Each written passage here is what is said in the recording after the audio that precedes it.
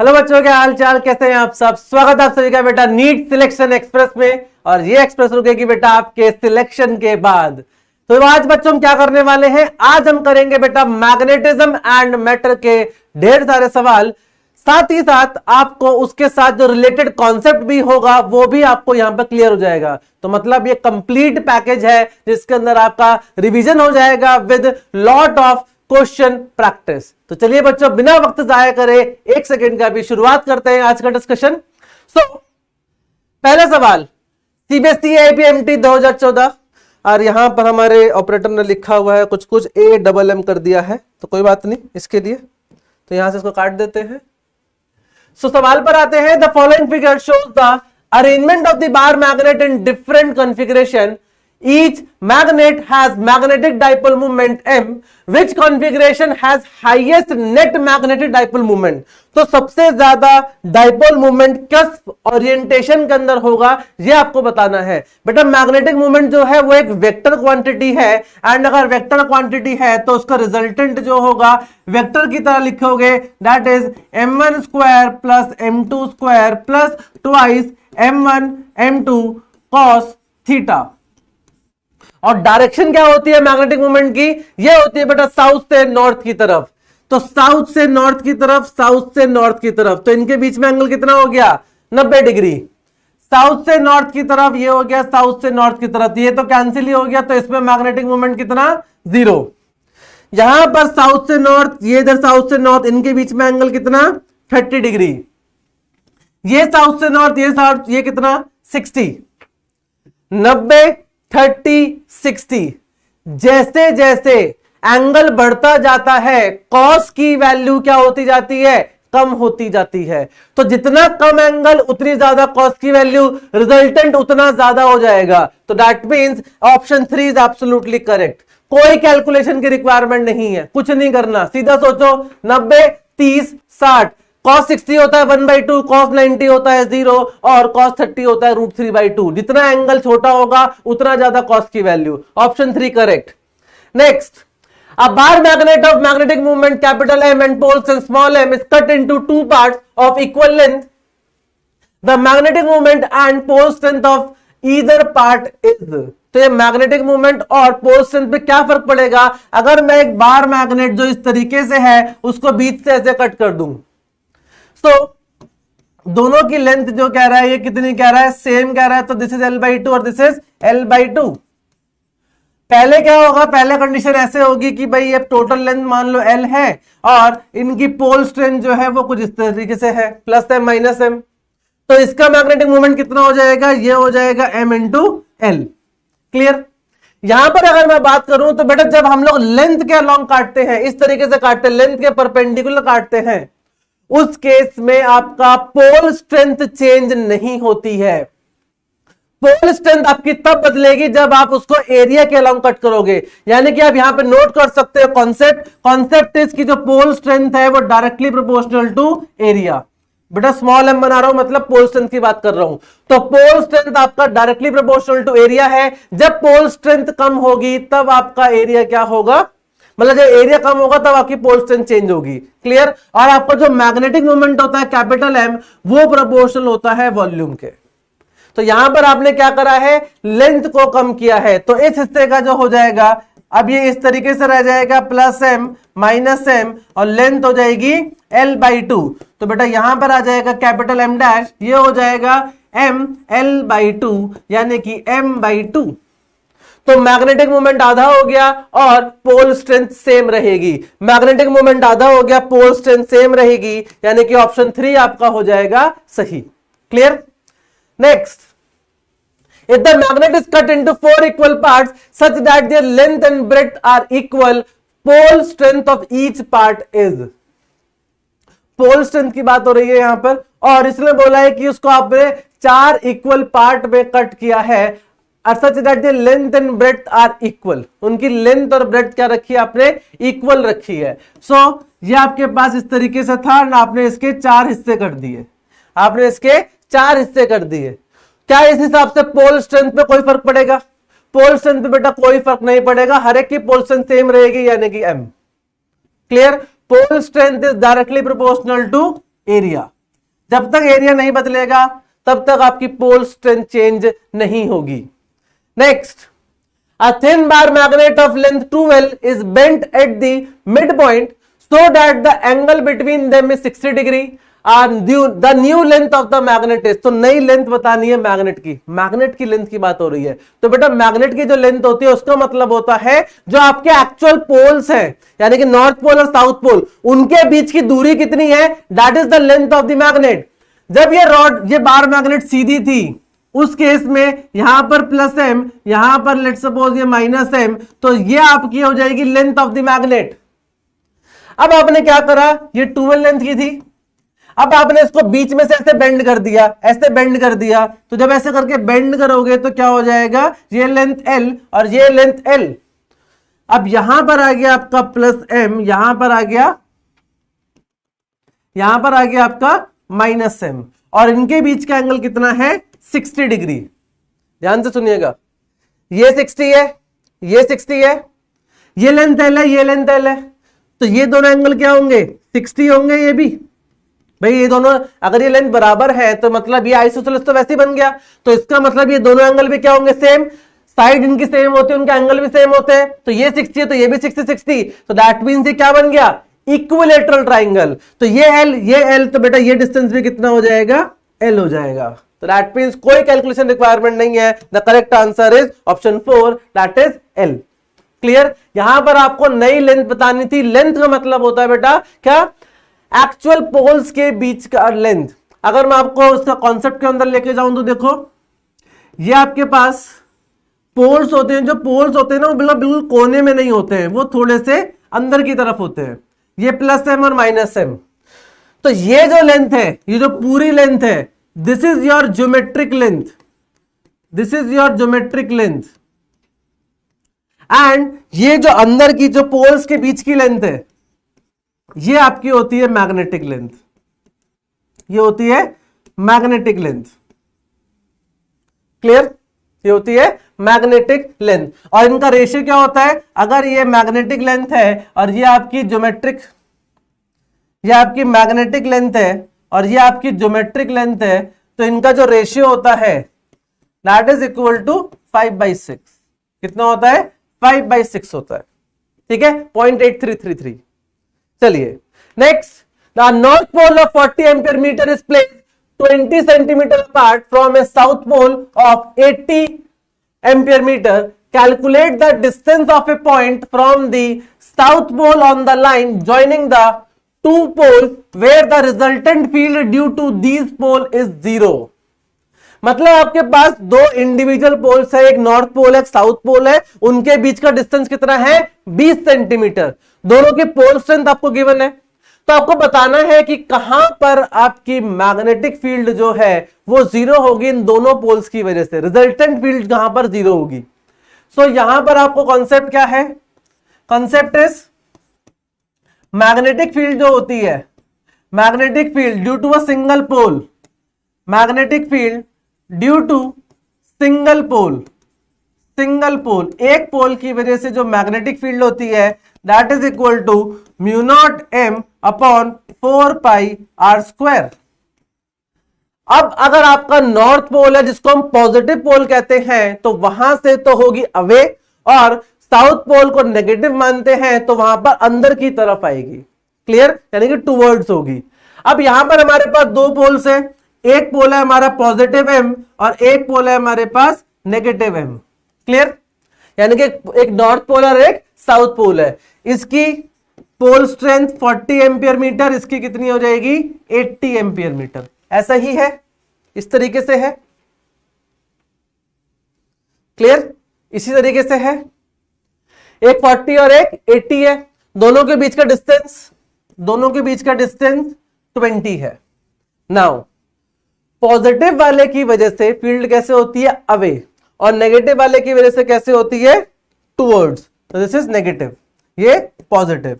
तो अगर मैं बीच में कहीं पर बात करता हूं तो पॉजिटिव वाले की वजह से इधर, नेगेटिव वाले की वजह से इधर, तो कभी भी कैंसिल आउट नहीं होगा। तो कहां पर कैंसिल आउट होगा, जहां पर पोल स्ट्रेंथ छोटी होगी उसकी तरफ। तो यानी कि अगर ये पॉजिटिव है, ये 40 है, 80 है, कौन सा बड़ा है, 40 बड़ा है, सॉरी 80 बड़ा है, 40 अगर छोटा है तो बेटा 40 की तरफ यहां पर कोई पॉइंट P होगा जहां पर मैग्नेटिक फील्ड दोनों की वजह से क्या होगी, 0। 40 की वजह से इधर होगी और 80 की वजह से इधर होगी। क्लियर? सो ये डिस्टेंस आपका x है, ये डिस्टेंस 20 है, तो I can write mu naught m की value 40 divided by 4 pi x cube x square, this is equal to mu naught 80 upon 4 pi. अब 80 वाली का डिस्टेंस कितना है, 20 ये और x ये, तो ये हो जाएगा 20 प्लस x का स्क्वायर। तो यहां से जो जो कैंसिल हो रहा है वो कैंसिल कर दिया जाए। So mu naught upon 4 pi, mu naught upon 4 pi cancel, 40 से 80 कैंसिल तो 2 आ जाएगा, तो ये आ जाएगा 20 प्लस x का square, this is equal to 2x square, this is equal to 2x square. Root ले लेते हैं, तो ये आ जाएगा 20 plus x, this is equal to root 2x, तो यहां से आ जाएगा 20 will be equal to 0.41x, 0.41x। Clear? तो यहां से आप x निकाल सकते हो, दैट इज x आ जाएगा कितना, 20 अपॉन 0.41, 20 अपॉन 0.41। ठीक है, ऐसा कुछ आ जाएगा। तो इसको सॉल्व करोगे तो आपको आंसर मिल जाएगा। तो 2.5 टाइम्स हो रहा है तो अप्रोक्सीमेटली कितना आ जाएगा, 48 के आसपास आ जाएगा। ठीक है, 48 पॉइंट समथिंग आ जाएगा। अब ये क्या है आपके पास, पॉजिटिव है, इससे कैसे है, दूर की तरफ है, अवे है इससे, तो that means 48.2 centimetre away from the north pole. North pole से अवे मतलब या फिर टुवर्ड्स कह सकते हो, उधर की तरफ है, तो ये हो जाएगा कितना, दिस इज 48.2 सेंटीमीटर। कैसे है, इसके पास में है, नॉर्थ पोल के पास में है। ठीक है, तो towards the north pole, north pole, यानी कि ऑप्शन 3 आपका हो जाएगा सही। ठीक है, तो आपको ध्यान रखना है बेटा, नॉर्थ पोल आपको यह पता है कि यार मोनोपोल्स एग्जिस्ट नहीं करते हैं, लेकिन अगर अज्यूम कर लो वो कह दे कि यार मोनोपोल्स एग्जिस्ट कर रहे हैं, तो उस केस में आप जो मैग्नेटिक फील्ड का फॉर्मूला लगाओगे वो ऐसे लगाओगे। ठीक है, जैसे आप किसके लिए लगाते हो, डाइपोल में चार्ज की वजह से लगाते थे, सब कुछ बिल्कुल वैसा ही आप कर सकते हैं। ठीक है, चलिए next, a magnetic wire of dipole moment 4 pi ampere meter square is bent in the form of semicircle। अब यहां पर एक वायर को जिसका डाइपोल मोमेंट इतना है उसको हमने क्या कर दिया, सेमी सर्कल बना दिया है। तो न्यू मैग्नेटिक मोमेंट कितना होगा ये आपसे पूछ रहा है। तो एक काम करते हैं, जनरलाइज केस निकालते हैं, फिर उसको सब जगह आप इस्तेमाल कर सकते हैं। ठीक है, तो जनरलाइज केस क्या कहता है, अगर आपने एक वायर एक रॉड को ऐसे बेंड कर दिया इस तरीके से सच दैट ये यहां पर थीटा एंगल बना रहा है, कितना एंगल, थीटा एंगल बना रहा है। आपको क्या चाहिए, ये वाली लेंथ चाहिए, ये वाली लेंथ। तो आप क्या करो, इसको हिस्से में बांट दो, ये हो जाएगा थीटा बाई 2 और ये भी हो जाएगा कितना, थीटा बाई 2।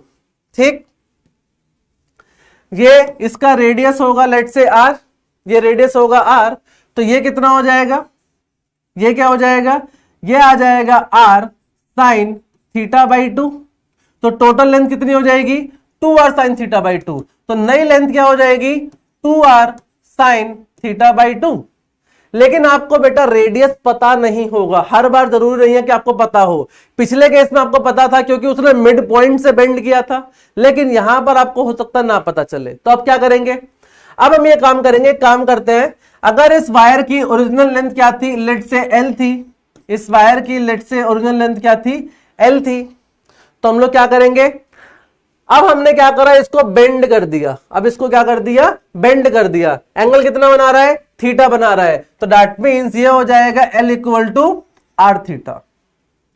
आर्क लेंथ क्या होती है, आर्क लेंथ बराबर होती है रेडियस इनटू एंगल, तो बेटा यहां से आर कितना आ जाएगा, L by theta. Clear, R कितना आ जाएगा, L बाई थीटा। तो यहां पर आपका नया मैग्नेटिक मूवमेंट जो है वो कितना हो जाएगा, ml डैश, यानी कि ये हो जाएगा 2l by theta sine theta by 2 and this is your m dash, this is your m dash. अब थीटा क्या होगा, थीटा को बेटा लिखोगे रेडियन के अंदर, किस में लिखोगे, रेडियन के अंदर। अब यहां पर ये मत कर देना 30 डिग्री लिख दिया, 2l बाई 30 लिख दिया, नहीं, थीटा क्या लिखोगे, pi by 6, pi by 3, pi by 4, pi by 2, उस हिसाब से आप यहां पर लिखोगे। ठीक है, अच्छा अब हमारे पास केस क्या था, सेमी सर्कल था। सेमी सर्कल का मतलब कितना एंगल हो गया, ये पाई एंगल हो गया। कितना एंगल हो गया, पाई एंगल हो गया। तो दैट मीन्स ये कितना आ जाएगा, अच्छा यहाँ पे बट एम बी आएगा, साथ में एम बी आएगा, ठीक है। और एम इंटू एल क्या हो जाएगा, कैपिटल एम हो जाएगा। तो उसको जनरलाइज कर लेते हैं, तो ये हो जाएगा कितना, twice M by theta sine theta by 2। Clear. Now ये आपका जनरल केस है, this is the general case. अब यहां पर ध्यान दो बेटा, आपके पास क्या है, एक सेमी सर्कल है। सेमी सर्कल मतलब आपके पास एक ऐसी रॉड थी, उस रॉड को आपने क्या कर दिया, ऐसे करके सेमी सर्कल बना दिया। अभी इसकी लेंथ कुछ एल होगी, ये आपका प्लस एम, ये आपका माइनस एम। उस फॉर्मूले का इस्तेमाल किया जाए एम डैश, तो ये हो जाएगा 2m बाई थीटा। कितना एंगल बना रहा है, पाई एंगल, तो 2m by pi sine pi by 2, क्योंकि थीटा कितना है, पाई। साइन पाई बाई 2 कितना होता है, 1, तो यह आ जाएगा 2m बाई पाई। इनिशियल कितना था, इनिशियल था आपका 4 पाई, इनिशियल था 4 पाई, तो 2 इंटू 4 पाई बाई पाई, तो बेटा पाई से पाई उड़ा दो, तो यह आ जाएगा 8 ampere metre square. Clear. That means कौन सा आ जाएगा, 8 एम्पियर मीटर स्क्वायर। तो इनमें कोई सा भी ऑप्शन सही नहीं है, none of this is absolutely correct. Option 4 सही हो जाएगा। The correct answer is 8। कितना आ रहा है, 8 आ रहा है। ठीक है भाई, तो ध्यान रखिएगा इस चीज का। ऐसा ही आपको कोई भी एंगल बना के दे सकता है, 30 डिग्री बना के दे सकता है, कभी आपको वो 60 डिग्री बना के दे सकता है, 90 बना के दे सकता है, पाई बना के दे दिया, सेमी सर्कल बना दिया इसने। ठीक है, चलिए इसको अगर आप इस फॉर्मूले से नहीं करना चाहते हो, आप जनरल करना चाहते हो, भाई फॉर्मूला नहीं याद रहेगा सर इतने सारे, अगर आपको फॉर्मूला याद नहीं रहेंगे तो बेटा क्या करो, ये आपके पास लेंथ है, ये आपके पास लेंथ है, इसको बेंड कर दो किसमें, सेमी सर्कल में, इसका कुछ रेडियस होगा r, तो यहां पर आप लिख सकते हो जो इसकी लेंथ होगी that will be the circumference of this wire, तो यानी कि किसके बराबर, पाई आर के बराबर। तो यहां से r कितना आ जाएगा, ये आ जाएगा आपका l बाई पाई। कितना आ जाएगा, l बाई पाई। और ये लेंथ कितनी है, ये लेंथ आपकी 2r है, तो दैट मीन्स नया मैग्नेटिक मोमेंट होगा वो होगा m इंटू 2r, तो यानी कि ये आ जाएगा 2m, r की जगह आ जाएगा l बाई पाई। और m इंटू एल किसके बराबर है, आपके नया पुराना वाला मैग्नेटिक मोमेंट, यानी कि 2m बाई पाई, तो ये हो जाएगा 2 इंटू 4 पाई बाई पाई, तो पाई से पाई उड़ा दो, तो कितना आ जाएगा 8 एम्पियर मीटर स्क्वायर। तो ये आपका एक, अगर फॉर्मूला याद नहीं होता है तो आप इसका इस्तेमाल करें, अगर फॉर्मूला याद हो जाता है तो बेटा तब तो एक लाइन में आंसर आ ही रहा है, कुछ नहीं करना फिर तो। ठीक है, चलिए next, the magnetic field due to a short bar magnet of magnetic dipole moment capital M and length 2l on the axis at a distance z where z is much greater than l from the center of the magnet is given by the formula। तो मतलब ये आपसे कुछ ऐसा कह रहा है कि आपके पास एक शॉर्ट बार मैग्नेट है, एक शॉर्ट बार मैग्नेट है, माइनस एम प्लस एम, यहां पर कोई एक पॉइंट P मान लेते हैं जो कि यहां से सेंटर से Z डिस्टेंस पर है। तो आपको बताना है कि भाई P पॉइंट पर कितनी मैग्नेटिक फील्ड होगी। तो आपके पास एक क्या हो गया, एक्सिस पे पॉइंट हो गया, शॉर्ट बार मैग्नेट की वजह से कितना होता है, that is equal to twice mu naught upon 4 pi m by z cube. और जिस डायरेक्शन में आपका मैग्नेटिक मोमेंट होता है उसी डायरेक्शन में आपका ये आता है, यानी कि जिस डायरेक्शन में मैग्नेटिक मोमेंट किधर है, इधर की तरफ है, तो बेटा मैग्नेटिक फील्ड भी इधर की तरफ होगी। ठीक है, जिस डायरेक्शन में मैग्नेटिक मोमेंट होगा उसी डायरेक्शन में आपका क्या आएगा, मैग्नेटिक फील्ड आएगी एक्सियल पॉइंट पर। So twice mu naught upon 4 pi m by z cube. तो कौन सा ऑप्शन दिख रहा है, कौन सा ऑप्शन, सेकंड ऑप्शन आपका हो जाएगा सही। क्लियर, सेकंड ऑप्शन हो जाएगा सही। m कैप का मतलब क्या है, in the direction of magnetic moment. Next, a bar magnet of length 3 centimeter has a point A and B along its axis at a distance of 24 centimeter and 48 centimeter on the opposite side. Ratio of the magnetic field at these points will be। तो आपके पास एक bar magnet है जिसकी length आपको given है and दो point है ए और बी, कहां पर, एक 24 सेंटीमीटर पर और एक 48 सेंटीमीटर पर, और दोनों अपोजिट साइड्स हैं। कहां है, अपोजिट साइड। तो रेशियो बताना है मैग्नेटिक फील्ड का दोनों जगह पर कितना होगा। तो यहां पर एक्सियल पॉइंट पर जो मैग्नेटिक फील्ड होती है शॉर्ट मैग्नेट की वजह से वो आपकी आर क्यूब के प्रोपोर्शनल होती है। किसके प्रोपोर्शनल? आर क्यूब के प्रोपोर्शनल। तो इसका मतलब B A upon B B this is equal to 1 upon 24 का क्यूब डिवाइडेड बाई 1 अपॉन 48 का क्यूब। तो बेटा यहां पर आ जाएगा 48/24 का क्यूब, इसको कैंसिल कर दो तो ये आ जाएगा 2, तो दैट मींस 8 आ जाएगा। सो ए टू द बी का रेशियो कितना आ रहा है? 8 आ रहा है, यानी कि ऑप्शन 1 इज एब्सोल्युटली करेक्ट। पूरे फॉर्मूले की रिक्वायरमेंट नहीं है, सिर्फ और सिर्फ क्या करेंगे? सिर्फ और सिर्फ उसकी प्रोपोर्शनैलिटी को चेक करेंगे। ठीक है, सिर्फ प्रोपोर्शनैलिटी क्या है वो पता होनी चाहिए। चलिए next, the magnetic lines of force inside a bar magnet. अब एक मैग्नेट के अंदर आपकी मैग्नेटिक लाइन ऑफ फोर्स किस तरीके से होती है?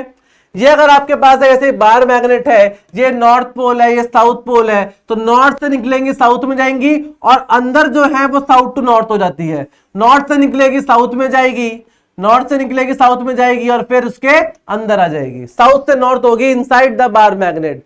Inside the bar magnet south to north होती है और बाहर कैसे होगी? North to south. क्लियर? तो हमसे कहां पूछा है? हमसे पूछा है अंदर कैसे होगी, तो अंदर हो जाएगी साउथ से नॉर्थ की तरफ। तो दैट मींस ऑप्शन 4 आपका हो जाएगा सही। ठीक है, चलिए next, the intensity of magnetic field due to an isolated pole of strength m at a point distant r from it will be proportional to. तो एक आपका आइसोलेटेड पोल है कोई, तो उसकी वजह से मैग्नेटिक फील्ड किसके प्रोपोर्शनल होगी ये आपसे पूछ रहा है। तो अगर आपके पास एक आइसोलेटेड पोल है, लेट्स से +m या -m, इसकी वजह से किसी P पॉइंट पर जो r डिस्टेंस पर है, यहां पर मैग्नेटिक फील्ड कितनी होगी? μ0 m upon 4 pi r cube, sorry r square. एक पोल की वजह से कितनी होती है? μ0 m upon 4 pi r square. इसको याद करने का कोई दिक्कत नहीं है। एक चार्ज की वजह से कितना होता है? अगर मेरे प्लस क्यू चार्ज है, इस P पॉइंट पर कितनी इलेक्ट्रिक फील्ड होगी? That will be equal to KQ by R square. अगर ये डिस्टेंस R है तो यहां पर K है, यहां पर μ0 अपन 4 पाई है, यहां पर आपका Q है, यहां पर उसकी पोल स्ट्रेंथ है। ठीक है, वहां पर चार्ज है, वहां पर उसका पोल स्ट्रेंथ है। तो μ0 अपन 4 पाई K का काम करेगा, M आपका चार्ज का काम करेगा और डिस्टेंस सेम है। तो दैट मींस यहां से आप कह सकते हो कि मैग्नेटिक फील्ड जो है वो प्रोपोर्शनल है M बाई R स्क्वायर के। तो यानी कि option 1 is absolutely correct. Clear? Next, the couple acting on a magnet of length 10 centimetre and pole strength 15 ampere metre kept in a field of B equal to 2 into 10 to the power -5 at an angle of 30 degree is। तो भैया आपके पास अब एक bar magnet है, उसके ऊपर आपको पूछ रहा कपल कितना एक्ट करेगा। ये वो कपल वो वाला नहीं है, टॉर्क वाला कपल है। सो बेटा यहां पर लेट सपोज मानो कि आपके पास ऐसी मैग्नेटिक फील्ड है एंड एक बार मैग्नेट है आपके पास इस तरीके से, एक बार मैग्नेट है इस तरीके से। ठीक है, यहां पर +m है, यहां पर -m है, ये आपका B है मैग्नेटिक फील्ड। तो इस पे फोर्स ऐसे लगेगा, इस पे फोर्स अपोजिट लगेगा एंड ये एक्ट करेगा एक टॉर्क की तरह। कितना टॉर्क होता है? टॉर्क होता है आपका m क्रॉस b। कितना होता है? m cross b। जहां पर m कौन सा वाला है? कैपिटल M लिख रहा हूं। कैपिटल M का मतलब मैग्नेटिक मूवमेंट हो जाएगा। तो यहां पर पोल स्ट्रेंथ दे रखी है, लेंथ दे रखी है, मैग्नेटिक फील्ड दे रखी है और एंगल भी दे रखा है। तो बेटा यहां पर आप टॉर्क लिख सकते हो mb sin थीटा। m की वैल्यू हो जाएगी ml इंटू b और यहां पर आ जाएगा कितना? sin 30। सॉल्व कर लेंगे, आंसर मिल जाएगा। तो स्मॉल m की वैल्यू कितनी है? 15। लेंथ कितनी है? लेंथ 10 सेंटीमीटर है, मीटर में करेंगे तो 10 इंटू 10 की पावर -2। मैग्नेटिक फील्ड कितनी है? 2 इंटू 10 की पावर -5। तो यह आ जाएगा 2 इंटू 10 की power -5 and sin 30 is 1/2। sin 30 is 1/2। तो 2 से 2 कैंसिल आउट हो जाएगा। 15 इंटू 10 की पावर -1 यहां से बचा और 10 की पावर -5 वो है, तो ये हो जाएगा 10 की पावर -6। तो 15 इंटू 10 की पावर -6 आ रहा है भाई हमारा। तो यानी कि क्या कर सकते हैं? 1.5 इंटू 10 की पावर -5 लिख सकते हैं। 1.5 इंटू 10 की पावर -5 लिख सकते हैं।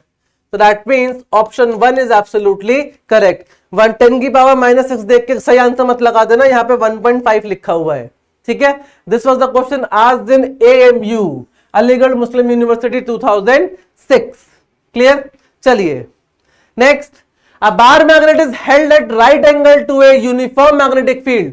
यूनिफॉर्म मैग्नेटिक फील्ड के राइट एंगल पर रखा हुआ है, मतलब कि अगर आपके पास मैग्नेटिक फील्ड जो है वो इस तरीके से है तो बेटा बार मैग्नेट आपकी कुछ इस तरीके से रखी है, ठीक है।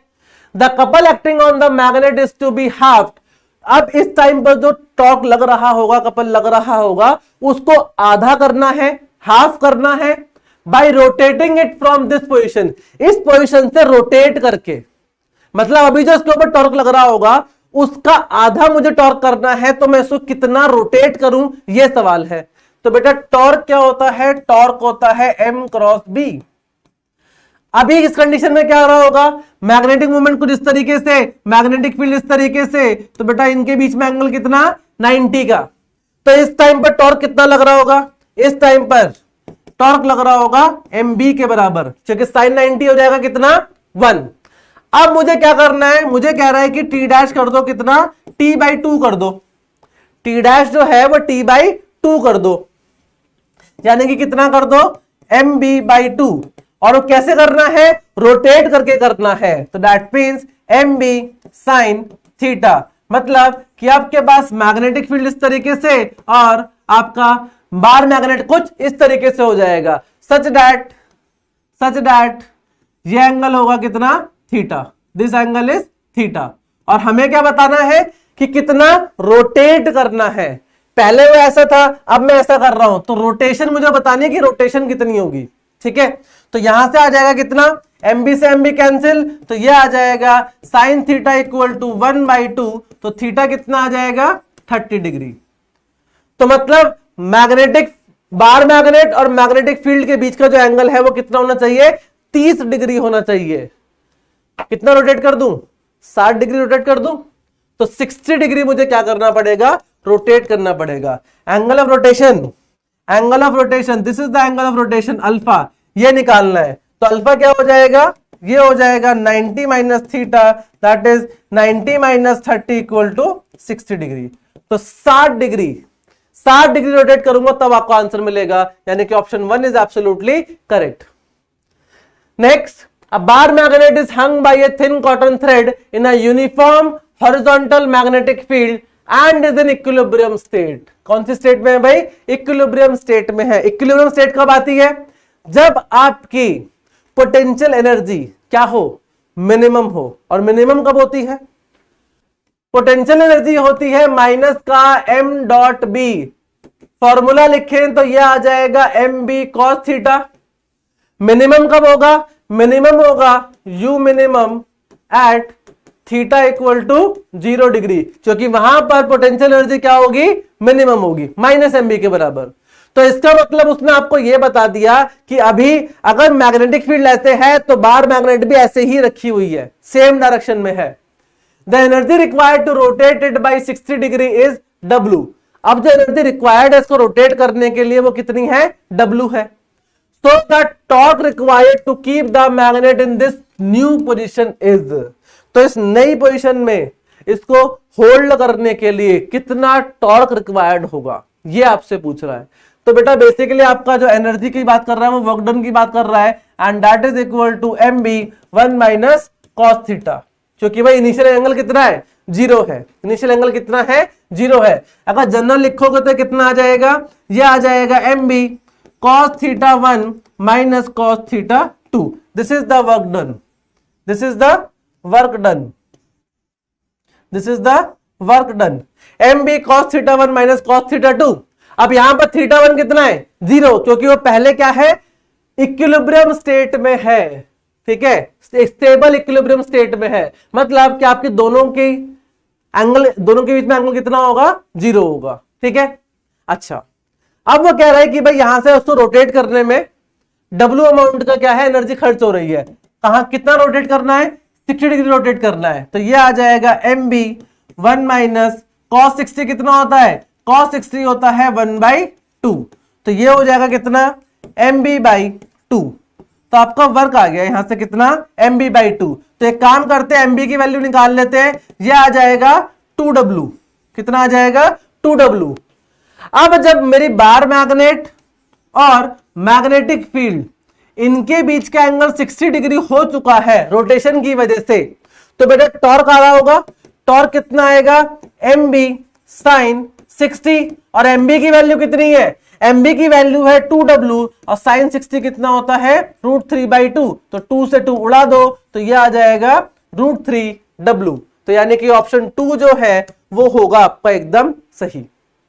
क्लियर।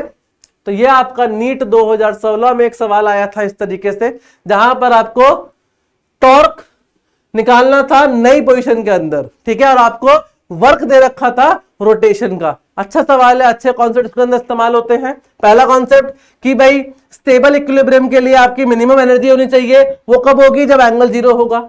किसके बीच में, मैग्नेटिक मोमेंट और मैग्नेटिक फील्ड के बीच में। उसके बाद भाई वर्क कितना लगता है रोटेशन में, तो वो लगता है mb cos θ1 माइनस cos θ2। अगर इनिशियल एंगल 0 मानते हो तो बेटा वो कितना हो जाता है, 1 माइनस cos θ हो जाता है, क्योंकि cos 0 कितना हो जाएगा, 1 हो जाएगा। ठीक है, बस आपने यहां से क्या करा, mb की वैल्यू निकाल ली इन टर्म्स ऑफ वर्क, और उसी से आपने क्या निकाल दिया, फिर टॉर्क निकाल दिया। ठीक है, next, a magnetic needle suspended parallel to a magnetic field requires √3 joule of work to turn it through 60 degree. The torque needed to maintain the needle in this position will be। क्या इस सवाल और उस सवाल में इतना सा भी फर्क है? कोई फर्क नहीं है दोनों सवाल में, बस ईयर रिपीट हो, ईयर बदल गया। 2012 में आया था, फिर 2016 में फिर से आ गया। ठीक है, 2016 में फिर से आ गया। तो बेटा एग्जैक्टली सेम क्वेश्चन है, तो इसको करने की मुझे लगता नहीं है कि मुझे आवश्यकता है। क्या आंसर आया था, √3w आंसर आया था। यहां पर कितना है, यहां पर कितना है, √3 है। तो बेटा यहां पर आंसर कितना आ जाएगा, torque will be equal to √3 into √3, यानी कि 3 जूल आना चाहिए, 3 जूल आना चाहिए। तो दैट मींस ऑप्शन 2 आपका सही हो जाएगा। ठीक है, सेम एज प्रीवियस वन।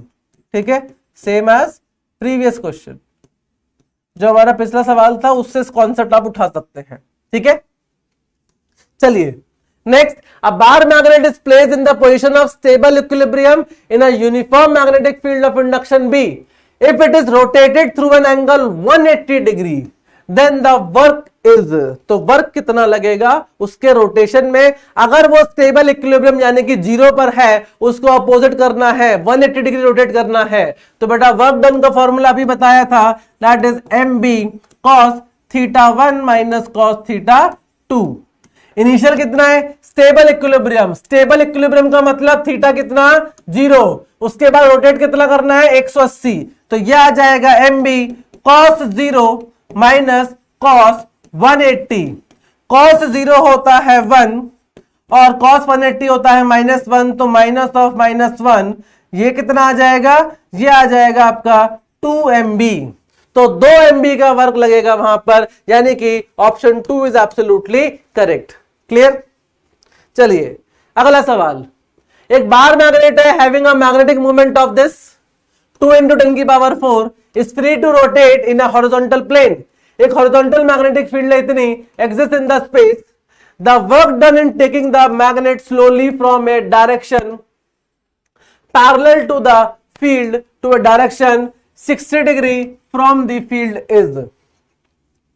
तो भैया आपकी बार उसने पता क्या करा है, बस उसने आपके साथ इतना करा है, उसने आपकी बार वैल्यू दे दी आपको, किसकी, mb की। m और b की वैल्यू उसने आपको दे दी है, m और b की वैल्यू दे दी है। ठीक है, और उसने बोला है कि पहले उसके पैरेलल था, अब उसको 60 डिग्री रोटेट कर दिया है। तो बताइए कि उसका वर्क कितना लगा होगा। तो work done again same, that is mb 1 minus cos 60। तो ये कितना आ जाएगा, ये आ जाएगा mb/2। तो बेटा mb कितना है, m की वैल्यू आपके पास 2 × 10⁴। b की वैल्यू कितनी है, b की वैल्यू है आपके पास 6 × 10⁻⁴ डिवाइडेड बाई कितना, 2। तो 2 से 2 उड़ा दो, इससे ये उड़ा दो, तो क्या बचेगा, 6 बचेगा। तो दैट मींस ऑप्शन 3 हो जाएगा सही। कोई सवाल में कोई चेंज नहीं है, ईयर बदल गया बस, कितना हो गया 2010। तो 2010 में आया, 2012 में आया, 2016 में फिर से आया, समझ रहे हो। तो आपको पीवाईक्यू बेटा अटेम्प्ट करने बहुत ही ज्यादा जरूरी है। कोई आप लास्ट मोमेंट टिप पूछे मेरे से कि भाई लास्ट मोमेंट टिप बता दो कोई, एंड दैट इज पीवाईक्यू जितने भी आए हैं आज तक सब लगा डालो। जितने भी पीवाईक्यू हर सब्जेक्ट हर चैप्टर में जितने भी पीवाईक्यू हैं उनको लगा डालो फिर से, अगर लगा लिए फिर से लगा डालो, ठीक है। चलिए next, a magnetic needle is kept in a non-uniform magnetic field, it experiences। अब आपके पास एक मैग्नेटिक नीडल है, उसको आपने एक नॉन यूनिफॉर्म मैग्नेटिक फील्ड के अंदर रखा है। किसके अंदर? Non uniform magnetic field. तो मतलब उसके ऊपर क्या जरूरी है? फोर्स लग जाए? लग सकता है, बिल्कुल लग सकता है। क्यों लग सकता है? कि भाई लेट सपोज आपने इस तरीके से रख दिया, इस तरीके से रख दिया, यहां पर है MB1 और यहां पर है क्या MB2। अब दोनों जगह अलग अलग मैग्नेटिक फील्ड होगी तो क्या हो जाएगा भाई, ये आपका यहां से नेट फोर्स जो है वो नॉन जीरो हो जाएगा, पॉसिबल है। अच्छा टॉर्क की बात करें तो टॉर्क भी बेटा नॉन जीरो हो रहा है, टॉर्क भी क्या हो रहा है? नॉन जीरो हो रहा है। तो that means torque and force दोनों ही लग सकते हैं, यानी कि ऑप्शन 2 आपका हो जाएगा सही, ठीक है। अब यहां पर ना इन्होंने मे लिखा है और ना यहां पर इन्होंने क्या लिखा है कि भाई, यहां पर अगर लिखा होता मे एक्सपीरियंस क्या कर सकता है तो उसका आंसर मेरे हिसाब से वैसे सही हो सकता है, ठीक है, सेकंड ऑप्शन सही हो सकता है। यहां पर उन्होंने लिखा है सर इट एक्सपीरियंसेस, क्या एक्सपीरियंस करेगा? वो टॉर्क एक्सपीरियंस करेगा, हाँ करेगा। वो आपका मैग्नेटिक फोर्स एक्सपीरियंस करेगा, बिल्कुल करेगा, ठीक है। अब बात आती है कि सर कहोगे कि सर एक बात बताओ, इस केस में तो ऐसा हो जाएगा, ऐसा हो जाएगा कि भाई ऐसे रख दी मैग्नेट मैंने, यहां पर मैग्नेटिक फील्ड और यहां पर मैग्नेटिक फील्ड हो सकता है सेम हो, मैग्नेटिक फील्ड जो पोजीशन के साथ बदल रही हो तो यहां पर और यहां पर क्या है, सेम हो जाए। For example B is equal to B0x, मतलब मैग्नेटिक फील्ड जो है वो सिर्फ और सिर्फ x कंपोनेंट के साथ बदल रही है। किसके साथ? x कंपोनेंट के साथ। और इन दोनों का जो बेटा x कंपोनेंट है वो मैं कहता हूं सेम है। तो इस केस में ऐसा हो सकता है कि भाई यहां पर नेट फोर्स जीरो हो जाए। टॉर्क लग रहा है, नेट फोर्स जीरो हो सकता है, ठीक है, टॉर्क लग रहा है, नेट फोर्स जीरो हो सकता है। अच्छा और केसेस बताऊं, और केसेस। अब यहां पर मानो कि आपके पास ऐसी मैग्नेट है, ऐसी मैग्नेट है, ऐसी मैग्नेट, और यहां पर आपके पास मैग्नेटिक फील्ड जो है वो बेटा y के साथ बदल रही है। किसके साथ? y के साथ बदल रही है। और मैग्नेटिक फील्ड जो है वो y एक्सिस के अलोंग है। किसके अलोंग है? y एक्सिस के अलोंग है, ठीक है भाई। तो इसका मतलब यहां पर कुछ B1 होगी तो यहां पर कुछ B2 होगी, अलग अलग होगी, और अलग अलग मैग्नेटिक फील्ड होगी तो इसका मतलब क्या होगा, दोनों में अलग अलग फोर्स भी आएगा, दोनों में अलग अलग फोर्स आएगा। तो नेट फोर्स क्या हो गया? जीरो, नॉन जीरो हो गया। अगर नेट फोर्स यहां पर नॉन जीरो हो गया, टॉर्क की बात करो भाई, एक्सिस मैग्नेटिक फील्ड की यही है, मैग्नेटिक मूवमेंट की यही है, दोनों के बीच में एंगल कितना हो गया? जीरो। तो इसलिए बेटा टॉर्क कितना है इस केस में? जीरो। इस केस में टॉर्क जीरो हो जाएगा, फोर्स नॉन जीरो हो जाएगा। इस केस में बेटा आपका फोर्स जीरो हो जाएगा, टॉर्क नॉन जीरो हो जाएगा, और ये दोनों भी लग सकते हैं। तो सारी पॉसिबिलिटी है, ये भी पॉसिबल है, ये भी पॉसिबल है, और ये भी पॉसिबल है, और ये नहीं पॉसिबल, ये भी पॉसिबल हो सकता है शायद किसी केस में, अगर दिमाग लगाऊंगा तो, कि भाई टॉर्क भी जीरो कर दूं, फोर्स भी जीरो कर दूं।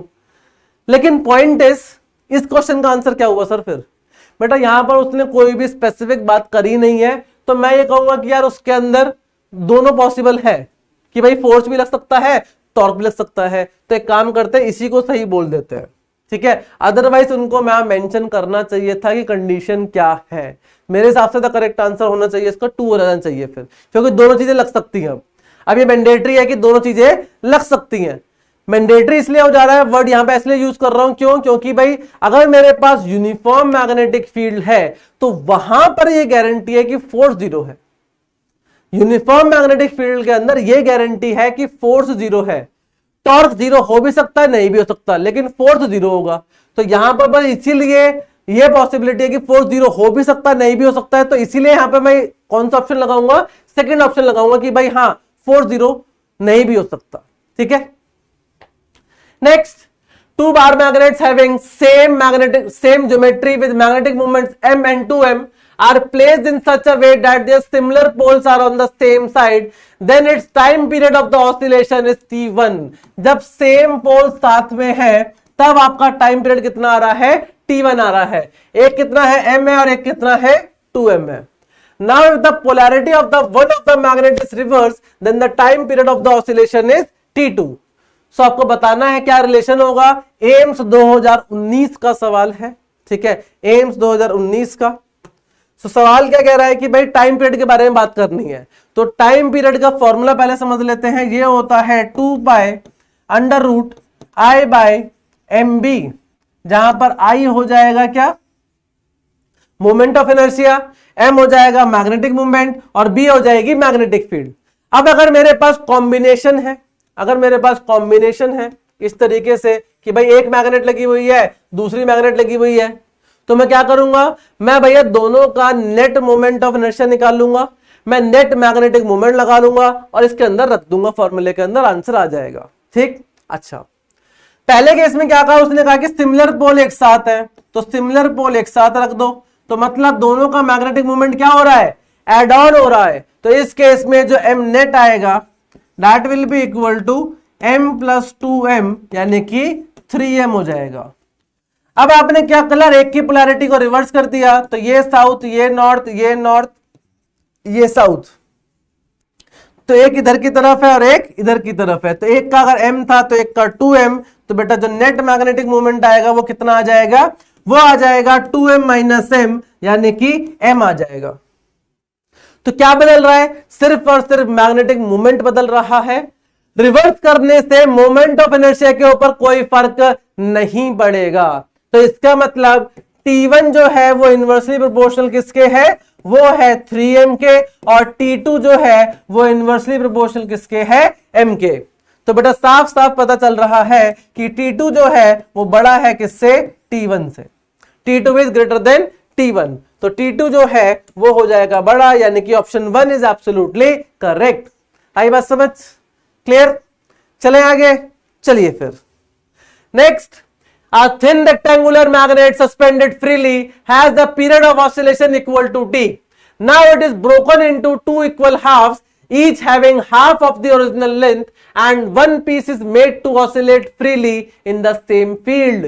If its period of oscillation is t dash, the ratio of t dash by t is. तो कुछ बड़ी सी क्वेश्चन दे रखा है इसने, आरपीएमटी 2008 का सवाल है. सवाल कुछ ऐसा है कि भाई मेरे पास एक मैग्नेट है, इसको मैंने सस्पेंड कर रखा था इस तरीके से फ्रीली एकदम. तो अभी जो इसका टाइम पीरियड आ रहा है वो टी आ रहा है, इस कंडीशन में इसका टाइम पीरियड आ रहा है टी. ठीक भाई. अब आपने क्या करा, इसको काट दिया. टाइम पीरियड कितना आ रहा होगा, ये आ रहा होगा I 2 pi under root I by M B, ये आ रहा होगा कैपिटल एम. ठीक है, ये इसका टाइम पीरियड आ रहा होगा. जब आप इसको बीच में से ऐसे कट करोगे, जब आप इसको बीच में से ऐसे कट करोगे तो क्या क्या होगा भाई, इसका मास चेंज होगा, हाँ सर. इसकी लेंथ चेंज होगी, बिल्कुल होगी. तो इसका मोमेंट ऑफ इनर्शिया भी बदलेगा. अच्छा, अगर लेंथ इसकी आधी कर दी है तो बेटा इसका मैग्नेटिक मोमेंट भी चेंज हो जाएगा, मैग्नेटिक मोमेंट भी आधा हो जाएगा. तो इसका मतलब ये यहां पर भैया आपका आई भी चेंज होगा और एम भी चेंज होगा. तो इतनी मेहनत आपको नहीं करनी है, उसके लिए मैंने मेहनत कर ली है, और उस मेहनत का परिणाम यह आया कि अगर मेरे पास ऐसी एक रॉड है, इसके मैंने n हिस्से कर दिए. कितने हिस्से करे, n टाइम्स n हिस्से कर दिए मैंने इसके, n पीसेस. कितने टुकड़े कर रहा हूं मैं इसके, n पीसेस कर रहा हूं. तो बेटा टाइम पीरियड जो होगा एक पीस का, that will B t by n. बिना सोचे समझे आंसर लगा सकते हो, t बाई n. क्लियर. कितना आएगा, t बाई n आएगा. अगर आपने 4 हिस्से करे तो t बाई 4, अगर आपने 3 हिस्से करे तो t बाई 3, आपने 10 हिस्से करे तो t बाई 10. कितने भी कर लो आंसर क्या आएगा, t बाई 10 आएगा. लेंथ के अलोंग इस तरीके से कट कर देना, मतलब हर एक पीस जो होगा उसकी लेंथ कितनी होनी चाहिए, l बाई n. कितनी होनी चाहिए, l बाई n. क्लियर. तो उस केस में टाइम पीरियड कितना आएगा, t बाई n आएगा. इस केस में कितने हिस्से करें, 2 इक्वल हाफ्स करें, तो n की वैल्यू कितनी 2, तो बेटा टी डैश बाई टी कितना आ जाएगा 1/2। यही आपसे पूछा था शायद, तो करेक्ट आंसर इज ऑप्शन 2। एक लाइन के अंदर बिना सोचे समझे आंसर कर सकते हो, कोई मेहनत करने की जरूरत नहीं है। मोमेंट ऑफ इनर्शिया निकालो, magnetic field, magnetic movement change करो, कुछ करने की रिक्वायरमेंट नहीं है, आपको बस ये फॉर्मूला लगाना है, T dash is equal to T by N. Clear? चलिए next, a bar magnet suspended freely in a uniform magnetic field is vibrating with a time period of 3 seconds. If the field of field strength is increased to 4 times of the earlier field, then the time period in second will be. तो भैया पहले हमारी field जो थी वो पहले time period था वो 3 सेकंड था, अब आपने क्या करा, फील्ड को बढ़ा दिया। अब फील्ड को 4 गुना करने से पूछ रहा है कि टाइम पीरियड पे क्या फर्क पड़ेगा, तो टाइम पीरियड होता है 2 pi under root I by M B, मतलब time period is inversely proportional to root over B. तो इसका मतलब T dash by T this is equal to under root B by B dash. तो ये क्या करा हमने फील्ड को 4 गुना कर दिया है, तो बी डैश कितना हो जाएगा 4b। तो बेटा b से b कैंसिल कर दो, तो ये आ जाएगा 1/2, तो T dash will be equal to t/2, यानी कि टाइम पीरियड आधा हो जाएगा अगर मैं मैग्नेटिक फील्ड को 4 गुना करूंगा। तो T dash will B t/2, तो टी डैश कितना आ जाएगा, ये आ जाएगा 3/2, यानी कि 1.5 सेकेंड्स। क्लियर? तो that means option 3 is absolutely correct. आ गई बात समझ? चलिए अगला सवाल, नीट 2019। अब हम लोग अभी तक जो पार्ट पढ़ रहे थे वो पार्ट किसका था, वो पार्ट था आपका बार मैग्नेट, मैग्नेटिक मूवमेंट और ये वाला सब पार्ट था। अब हम लोग मूव ऑन कर रहे हैं किधर की तरफ, अर्थ मैग्नेटिज्म की तरफ। किधर की तरफ, अर्थ मैग्नेटिज्म की तरफ। क्लियर? चलिए पहला सवाल 2019 का, at a point A on the earth surface the angle of dip, 8 नहीं होगा बेटा, डेल्टा होगा, this is delta, this is delta. So angle of dip जो है वो कितनी है, वो हमारी 25 डिग्री है, पॉजिटिव है। कैसी है, पॉजिटिव है। At a point B on the earth surface the angle of dip delta is -25। ठीक है भाई, मतलब एक जगह पर 25 डिग्री आ रहा है पॉजिटिव का, एक जगह पर -25 आ रहा है। तो आपसे क्या पूछ रहा है कि क्या प्रेडिक्ट कर सकते हो, कि भाई आप उनकी लोकेशन प्रेडिक्ट कर सकते हो क्या, कि भाई कौन सा नॉर्दर्न हेमिस्फीयर में है, कौन सा साउदर्न हेमिस्फीयर में है। तो बेटा आपका डेल्टा बताता क्या है, डेल्टा बताएगा अगर ये मेरा हॉरिजॉन्टल है, ये मेरी नेट मैग्नेटिक फील्ड है, और तो यहां पर मेरा हॉरिजॉन्टल कंपोनेंट आएगा, इनके बीच का जो एंगल है, इनके बीच का जो एंगल है that is your angle of dip. और ये मेजर किया जाता है हॉरिजॉन्टल से। कहां से, हॉरिजॉन्टल से। तो हॉरिजॉन्टल से एंटी क्लॉकवाइज जा रहे हैं, हॉरिजॉन्टल से एंटी क्लॉकवाइज जा रहे हैं, तो बेटा एंटी क्लॉकवाइज एंगल क्या होता है, पॉजिटिव होता है। ये कंडीशन आती है आपकी कहां पर, नॉर्दर्न हेमिस्फीयर में। कहां आती है, नॉर्दर्न हेमिस्फीयर में। क्लियर? और साउदर्न में क्या होता है, ये आपका हॉरिजॉन्टल होता है, और ये वर्टिकल मैग्नेटिक फील्ड जो होती है वो इधर होती है, नीचे होती है। तो अब क्या कर रहे हैं, अब यहां से हम लोग एंटी क्लॉकवाइज जाते हैं। जब एंटी क्लॉकवाइज जाते हैं तो यहां पर डेल्टा क्या हो जाता है, नेगेटिव, सॉरी क्लॉकवाइज जाते हैं। साउदर्न हेमिस्फीयर में बेटा क्लॉकवाइज जाते हैं तो डेल्टा क्या हो जाता है, नेगेटिव हो जाता है। तो जब नेगेटिव हो जाता है इसका मतलब क्या है कि साउदर्न हेमिस्फीयर में एंगल ऑफ डिप क्या आएगा, एंगल ऑफ डिप आएगा नेगेटिव, और नॉर्दर्न हेमिस्फीयर में कैसा आएगा, पॉजिटिव। क्लियर? तो A is located in northern hemisphere and B is located in southern hemisphere, यानी कि ऑप्शन 2 जो है वो हो जाएगा सही। क्लियर? तो आपको समझ में आना चाहिए कि यार एंगल ऑफ डिप जो है नॉर्दर्न हेमिस्फीयर में एंटी क्लॉकवाइज में होता है, इसीलिए पॉजिटिव होता है। साउदर्न हेमिस्फीयर में नीचे आओगे, जब नीचे आओगे तो मतलब आपको क्लॉकवाइज घूमना पड़ेगा, तो दैट विल बी नेगेटिव। ठीक है जी, चलिए आगे बढ़ते हैं। NEET Orissa 2019, relation between the 3 element of earth magnetic field namely horizontal component, vertical component and dip angle are। जो BE है वो क्या है, मैग्नेटिक फील्ड। एक सवाल जो आपको सारे रिलेशन याद करा देगा किसके, अर्थ मैग्नेटिक फील्ड के। सो BH जो होता है वो होता है आपका BE cos डेल्टा, BV जो होता है वो होता है BE साइन डेल्टा, यानी कि अर्थ की magnetic field into cos delta, जहां पर डेल्टा हो जाता है एंगल ऑफ डिप।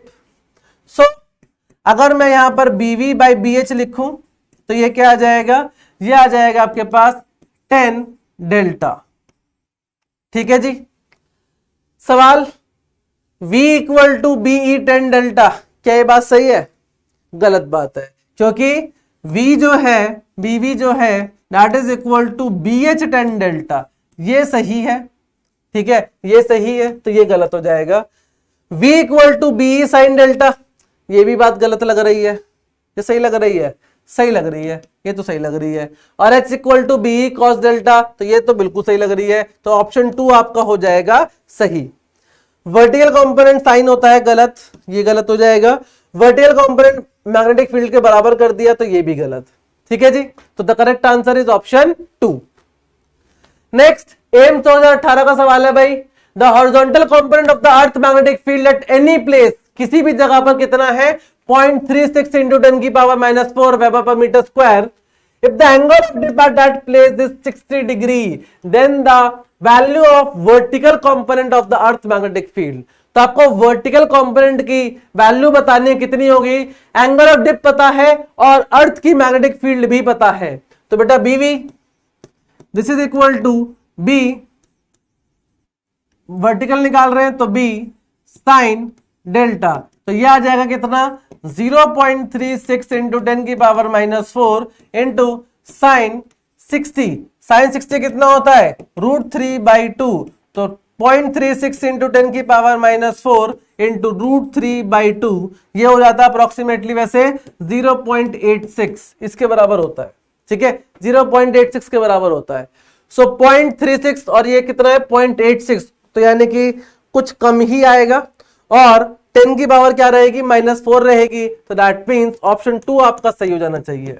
ठीक है भाई, 0.36 से उसको 0.86 से मल्टीप्लाई करो तो और कम हो जाएगा, तो कम एक ही ऑप्शन दिख रहा है 0.28, ये तो बहुत ज्यादा कम हो जाएगा, इतना तो नहीं होगा क्योंकि 0.8 ही आ रहा है वहां पर। ठीक है, तो the correct answer is option 2।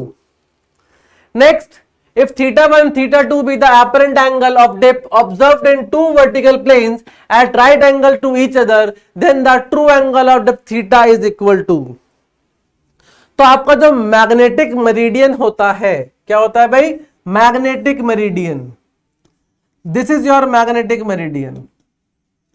ठीक है, this is your magnetic meridian, या फिर एक काम करते हैं, इसको ज्योमेट्रिक मेरिडियन बना लेते हैं।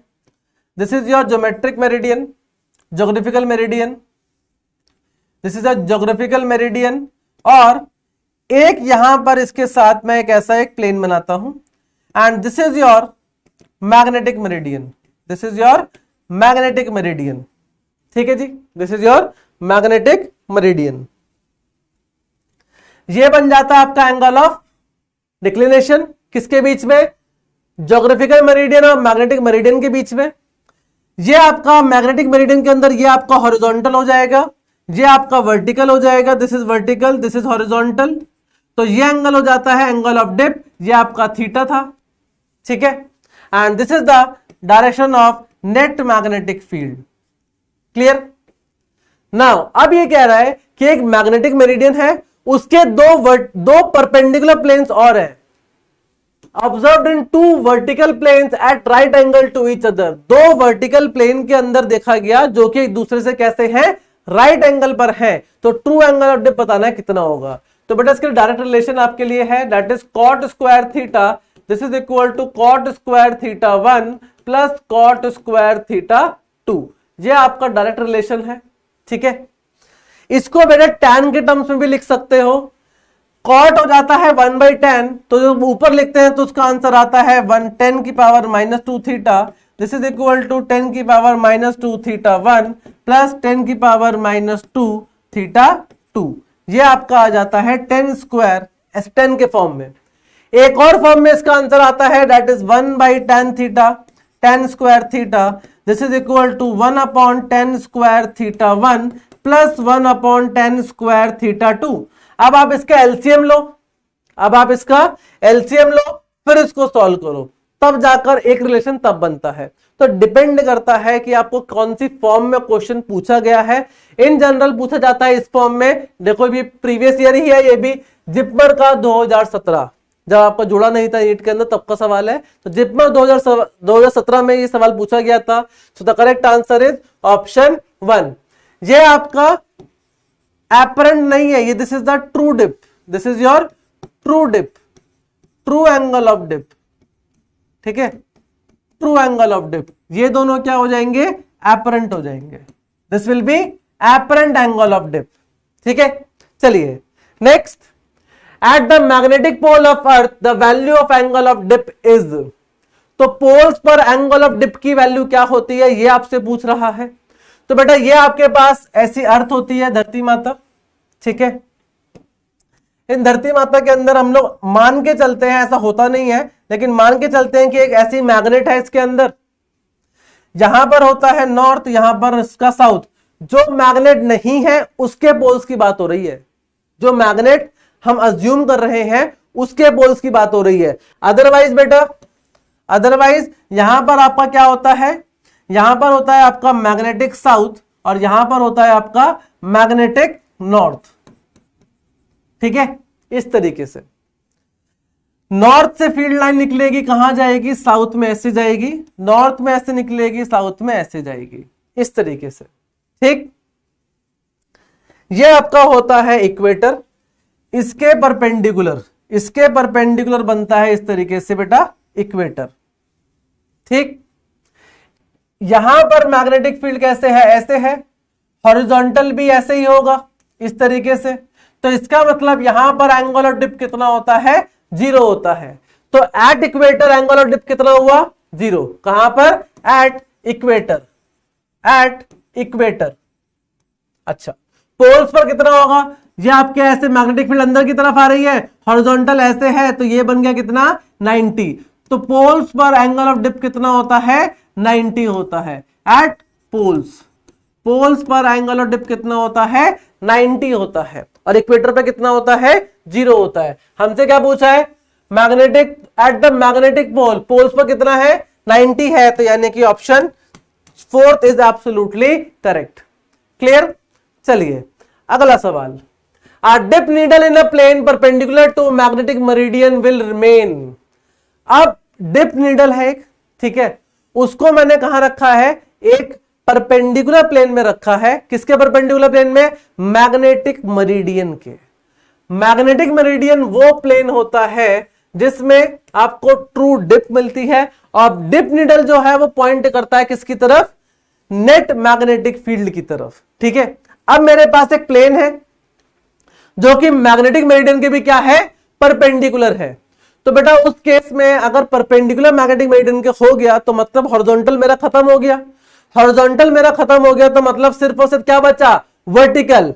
और वर्टिकल सिर्फ और सिर्फ बचा, तो इसका मतलब मैग्नेटिक नीडल जो है वो सिर्फ और सिर्फ वर्टिकल के अलोंग रहेगी, और वर्टिकल के अलोंग रहेगी तो मतलब आपके डिप नीडल हमेशा वर्टिकल। तो दैट मींस यही आपसे पूछ रहा है कि डिप नीडल जो है वो कैसे रहेगी, एक प्लेन के अंदर जो कि मैग्नेटिक मेरिडियन के परपेंडिकुलर है। तो बेटा यहां पर no effect of horizontal, no effect of horizontal, horizontal का कोई इफेक्ट नहीं बचेगा, ठीक है, हॉरिजॉन्टल का कोई इफेक्ट नहीं बचेगा।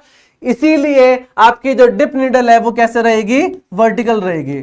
Dip needle will remain, dip needle will remain vertical. कैसे रहेगी, वर्टिकल रहेगी। क्लियर। तो यानी कि ऑप्शन 1 जो है, ऑप्शन 1 जो है वो हो जाएगा एकदम सही, ठीक है। नेक्स्ट एम्स 2013 का सवाल, if the magnetic meridian of a certain, in the magnetic meridian of a certain place the horizontal component of the earth magnetic field is 0.26, मतलब आपको हॉरिजॉन्टल कंपोनेंट मिल गया, BH मिल गया कितना, 0.26, डेल्टा मिल गया 60। आपसे पूछ रहा है कि मैग्नेटिक फील्ड कितनी होगी इस लोकेशन पर, तो बेटा BE this is equal to BH upon cos delta. तो BH कितना है, 0.26, तो ये आ जाएगा 0.26 डिवाइडेड बाय cos 60 और cos 60 की वैल्यू कितनी होती है 0.5, तो ये आ जाएगा 0.52, यानी कि option 4 is absolutely correct. Clear. चलिए next, the angle which the total magnetic field of the earth makes the surface of the earth is called. ये आपसे क्या पूछ रहा है, एंगल जो टोटल मैग्नेटिक फील्ड जो है जो अर्थ के सरफेस से बनाती है, किससे, अर्थ के सरफेस से बनाती है। तो ये हमारी अर्थ है, अर्थ का सरफेस यहां पर होगा, मैग्नेटिक फील्ड मान लो यहां पर है, तो सरफेस से एंगल हो गया, सरफेस से एंगल बना रहा है। अब एक बात सोचो, हर पोजीशन पर हॉरिजॉन्टल बदलता है, बिल्कुल बदलता है सर। तो ये जो सरफेस और टोटल मैग्नेटिक फील्ड के बीच की बात हो रही है, तो इसका मतलब है किसकी बात कर रहा है, ये बात कर रहा है आपसे एंगल ऑफ डिप की, एंगल ऑफ डिप की, एंगल ऑफ डिप की। क्या ऑप्शन में एंगल ऑफ डिप लिखा हुआ है, लेकिन नहीं, तो सर ये तो क्वेश्चन गलत हो गया। और आप आया भी किसमें है, JNK CET 2011 में आया हुआ भी है। तो बेटा इसका करेक्ट आंसर क्या हो जाएगा, इंक्लिनेशन।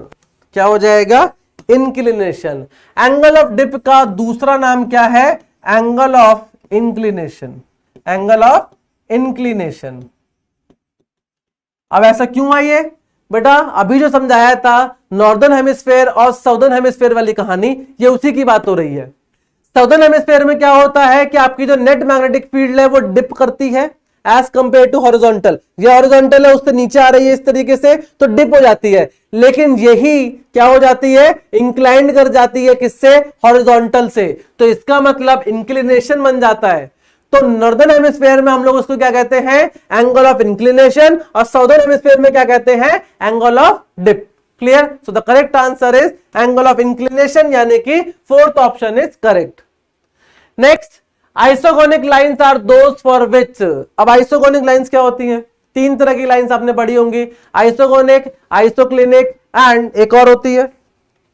तो आइसोगोनिक कौन सी होती है भाई, जहां पर सारे के सारे, आइसो का मतलब क्या होता है, आइसो का मतलब होता है सेम। आइसो का मतलब क्या होता है, सेम। तो मतलब जहां पर सारे चीजें सेम हो जाती है वहां पर आइसो वर्ड आता है। ठीक है। तो आइसोक्लिनिक क्या, आइसोगोनिक क्या हो जाएगा, आइसोगोनिक हो जाएगा हमारा, आइसो मतलब सेम और गोनिक हमारा यूज करते हैं किसके लिए, डिक्लिनेशन के लिए। किसके लिए, डिक्लिनेशन के लिए। ठीक है।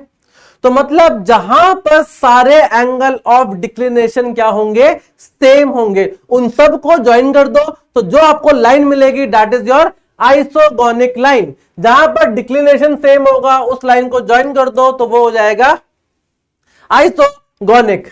आइसोक्लिनिक क्या होगा, isoclinic same angle of dip, same angle of dip.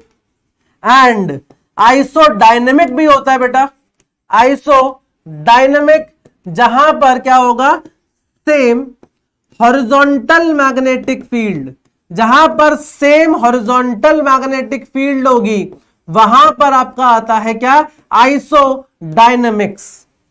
Clear. अच्छा, दो लाइंस और होती है, एगोनिक भी होता है बेटा। क्या होता है, एगोनिक, एगोनिक जहां पर क्या होता है, जीरो डिक्लिनेशन। क्या होता है, जीरो डिक्लिनेशन। और ऐसे ही आपके पास क्या आता है, एक्लिनिक। क्या आता है, एक्लिनिक जहां पर क्या हो जाएगा, जीरो डिप हो जाएगा। क्लियर। तो वो सारी लाइनें जहां पर आपका एंगल ऑफ डिक्लिनेशन सेम होगा उसको कहते हैं आइसोगोनिक, जहां पर जीरो डिक्लिनेशन होगा उनको कहेंगे एगोनिक, जहां पर सेम एंगल ऑफ डिप होगा उसको कहेंगे आइसोक्लिनिक, जहां पर जीरो एंगल ऑफ डिप होगा उसको कहेंगे क्या, एक्लिनिक, और जहां पर सारे के सारे horizontal component earth magnetic field के सेम होंगे उसको कहेंगे आइसोडायनेमिक्स। क्लियर। चलिए नेक्स्ट आता है बेटा हमारे पास, at a certain place horizontal component जो है वो √3 टाइम्स है वर्टिकल कंपोनेंट के, तो एंगल ऑफ डिप बताओ कितना होगा। तो हॉरिजॉन्टल कंपोनेंट जो है वो √3 टाइम्स है किसके, वर्टिकल कंपोनेंट के। एंड हमें पता है क्या, BV/BH this is equal to 10 delta, and this is equal to, यहां से कितना आ रहा है, BV/BH यहां से आ रहा है आपका 1/√3, तो ये आ जाएगा 1/√3 के बराबर। तो डेल्टा कितना हो जाएगा 30 डिग्री। कितना हो जाएगा 30 डिग्री। तो यानी कि option 1 is absolutely correct. Next, a short magnet is arranged with its north pole pointing geographical north. It is found that the horizontal component of the earth magnetic induction BH is balanced by the magnetic induction of the magnet at a point which is at a distance of 20 centimeter from its center. The magnetic moment of the magnet is, तो magnetic moment बताना है magnet का कितना होगा। तो मतलब bar magnet की वजह से एक 20 सेंटीमीटर दूर एक पॉइंट के ऊपर जो भी मैग्नेटिक फील्ड होगी वो बैलेंस हो रही है वहां पर horizontal component of the earth magnetic field. तो इसका मतलब ये है कि दोनों बराबर है, कैंसिल आउट कर रहे हैं तो दोनों को इक्वेट कर देंगे और वहां से मैग्नेटिक मोमेंट की वैल्यू निकाल लेंगे। तो बेटा बार मैग्नेट की वजह से उसकी एक्सिस पर कितनी होती है, that is equal to 2 mu naught m upon 4 pi r cube and this is balanced by this horizontal component. तो आपको यहां से m की वैल्यू निकालनी है कितनी होगी। तो बेटा m कितना आ जाएगा, ये आ जाएगा BH r cube divided by twice mu naught upon 4 पाई। इसको पूरे को नीचे रख लेते हैं क्योंकि वैल्यू पता है हमें। सो BH की वैल्यू कितनी है, ये वैल्यू है आपकी 4 इंटू 10 की पावर -5। r की वैल्यू कितनी है 20 सेंटीमीटर दूरी पर है तो यानी कि 20 इंटू 10 की पावर -2 एंड इसका क्यूब डिवाइडेड बाई ट्वाइस और म्यू नॉट अपॉन 4 पाई की वैल्यू 10 की पावर -7। क्लियर, इसको सॉल्व कर लेंगे तो हमारा आंसर आ जाना चाहिए। ठीक है जी, तो इसको सॉल्व कर लेना, कैलकुलेशन में स्किप कर रहा हूं। Next, the angle of dip at a place on the earth gives. अब एंगल ऑफ डिप आपको क्या देता है, ठीक है। सो लेट सपोज कि मेरे पास ऐसी अर्थ है, ऐसी एक अर्थ है एंड यहां पर हॉरिजॉन्टल है इस तरीके से। नेट मैग्नेटिक फील्ड जो है वो इसके साथ कुछ इस तरीके से है, बी नेट कुछ ऐसे है। क्लियर, सो ये आपका क्या हो गया एंगल ऑफ डिप। ठीक, कोई दिक्कत नहीं है यहां पर। अब मेरे को एंगल ऑफ डिप पता है, हॉरिजॉन्टल तो मेरे रिस्पेक्ट में ही होगा ना, मैं अर्थ के कौन से हिस्से पे खड़ा हूं ये मैं मेरे ऊपर है, तो इसका मतलब हॉरिजॉन्टल तो मैं डिफाइन करूंगा। एंगल ऑफ डिप मेरे पास है तो इसका मतलब मैं वहां से नेट डायरेक्शन निकाल सकता हूं, किसकी, मैग्नेटिक फील्ड की। तो मुझे डायरेक्शन मिल जाएगी कि भाई कितना, कहां पर, कौन सी डायरेक्शन के अंदर नेट मेरी मैग्नेटिक फील्ड होगी। क्योंकि मेरे पास एंगल ऑफ डिप है ना, हॉरिजॉन्टल मेरे को पता है, वहां से मुझे एंगल ऑफ डिप मिल गया तो मुझे यह पता चल गया कि भाई मैग्नेटिक फील्ड कौन सी डायरेक्शन में होगी। तो इसलिए एंगल ऑफ डिप जो है वो आपको क्या बताता है, direction of the magnetic field. तो दैट मींस ऑप्शन 4 आपका हो जाएगा सही। कंपोनेंट नहीं बता सकता क्योंकि आपको खाली एंगल ऑफ डिप पता है ना, आपको कुछ और पता होता, साथ में कोई सा भी एक कंपोनेंट पता होता तो आप बता सकते थे। ठीक है, लोकेशन जियोग्राफिकल मेरिडियन की गलत, वर्टिकल कंपोनेंट नहीं बता सकते क्योंकि आपको कोई ना कोई कंपोनेंट चाहिए होगा उसको निकालने के लिए, तो इसलिए direction of the earth magnetic field ये पता तो कर सकते हैं हम। ठीक है, चलिए next, कोर्सिविटी and the retentivity of the soft iron. तो हम लोग मूव ऑन कर रहे हैं किधर की तरफ, मैटर की तरफ। अभी तक हम लोग मैग्नेटिज्म वाला पार्ट कर रहे थे, अब हम लोग मैटर की तरफ मूव ऑन कर रहे हैं। ठीक है, तो बेटा हमें पता है कि अगर मैं BH कर्व ड्रॉ करता हूं इस तरीके से सॉफ्ट आयरन का, तो सॉफ्ट आयरन का जो BH कर्व है वो इस तरीके से आता है, इस तरीके से आता है। मैं ऊपर भी थोड़ा ज्यादा ही ले गया मेरे हिसाब से, तो कुछ इस तरीके से, इस तरीके से। इसको कहते हैं क्या, इसको कहते हैं क्या, और इसको क्या कहते हैं, एक होता है रिटेंटिविटी और एक होता है हमारे पास कोर्सिविटी। क्या होता है, कोर्सिविटी। तो ये कितना रिटेन कर रहा है, कितना ये रिटेन कर रहा है डीमैग्नेटाइजेशन होने पर, कितना ये रिटेन कर रहा है डीमैग्नेटाइजेशन होने पर। या फिर जैसे ही एक काम करते हैं, लेट सपोज कि मेरे पास एक ऐसा मटेरियल है, मैंने क्या करा, मैग्नेटिक फील्ड लगाई इधर की तरफ और ये सारे अलाइन हो गए ऐसे करके। ठीक है, अब मैंने क्या करा, मैग्नेटिक फील्ड को हटा दिया। जैसे स्विच ऑफ करूंगा तो क्या होगा, ये जो डाइपोल्स इसके अंदर होंगे ये कुछ ना कुछ रीअलाइन होंगे, कोई किधर जाएगा कोई किधर जाएगा। तो ये हो जाएगी हमारी क्या, रिटेंटिविटी। कितने डाइपोल्स उसी डायरेक्शन में अभी भी अलाइन रह गए, that is retentivity, that is retentivity. Now अब अगर मैं इसके अपोजिट में ऐसे मैग्नेटिक फील्ड लगा दूं तो यानी कि अब मैं क्या कर रहा हूं, इसको डीमैग्नेटाइज कर रहा हूं। तो जब मैं इसको डीमैग्नेटाइज करूंगा तो मुझे कितनी फील्ड की रिक्वायरमेंट होगी, सच दैट इसके सारे की सारी मैग्नेटिक फील्ड जो है वो क्या हो जाए, खत्म हो जाए, जीरो हो जाए। तो दैट इज कोअर्सिविटी। सॉफ्ट आयरन के केस में बेटा कोअर्सिविटी और रिटेंटिविटी दोनों ही क्या होते हैं, लो होते हैं, कम होते हैं। तो it has low coercivity and low retentivity, low coercivity and low retentivity. वो रिटेन नहीं करता ज्यादा और उसको डीमैग्नेटाइज करने के लिए बहुत ज्यादा मेहनत की रिक्वायरमेंट नहीं होती है, कम मैग्नेटिक फील्ड लगाकर भी आप उसको डीमैग्नेटाइज कर सकते हैं। क्लियर। नेक्स्ट आता है AIIMS 2019, paramagnetic substance get poorly attracted in magnetic field. बेटा जब पैरामैग्नेटिक सब्सटेंस होते हैं ना वो फीबली अट्रैक्टेड होते हैं, उनके जो डाइपोल्स होते हैं वो अलाइन करते हैं, वो अलाइन करते हैं। मैंने मैग्नेटिक फील्ड ऐसे लगाई, जो इसके डाइपोल होंगे वो को इस तरीके से अलाइन हो जाएंगे, ठीक है, लेकिन वीकली अट्रैक्टेड होते हैं, कम होते हैं, फीबली होते हैं। तो जो पैरामैग्नेटिक सब्सटेंस होता है वो क्या होता है, फीबली मैग्नेटाइज, हल्का मैग्नेटाइजेशन होता है उसके अंदर, क्या होता है, हल्का मैग्नेटाइज होता है वो, ठीक है।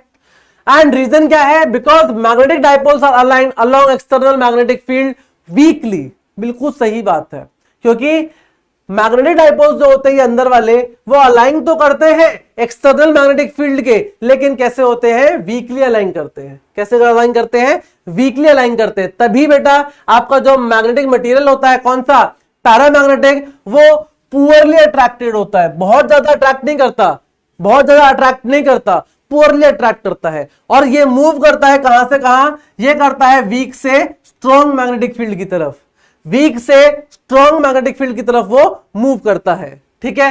So the correct answer is option A, that is both assertion and reason are correct and reason is the correct explanation of this assertion. Clear. चलिए next, the magnetism of magnet is due to the spin motion of electron.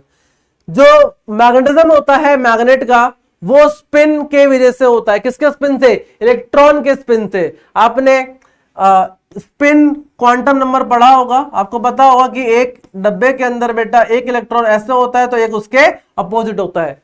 तो बेटा ये जो spin होती है इनकी, इसी की वजह से उनका क्या होता है, मैग्नेटाइजेशन होता है। किसका, मैग्नेट्स का। क्लियर। तो ये स्टेटमेंट बिल्कुल सही है, ये स्टेटमेंट बिल्कुल सही है।